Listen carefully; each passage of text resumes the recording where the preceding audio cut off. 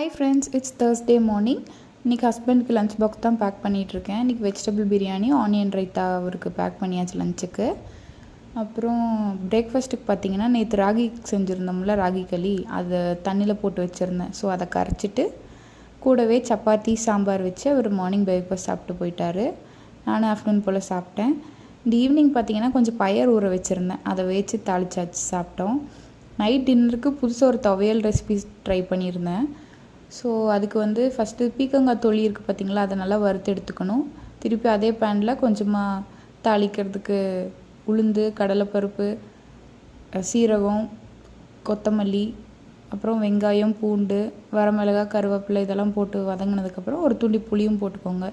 கூடவே அந்த வதக்கி வச்சுருக்கிற தொளியும் போட்டு தேங்காய் பூ, உப்பு போட்டு அரைச்சி எடுத்திங்கன்னா சூப்பரான துவையல் ரெடி. கண்டிப்பாக இந்த துவையல் செஞ்சு பாருங்கள், டேஸ்ட் ரொம்பவே சூப்பராக இருந்துச்சு. நாளைக்கு இன்னொரு ஷார்ட்ஸில் பார்க்கலாம்.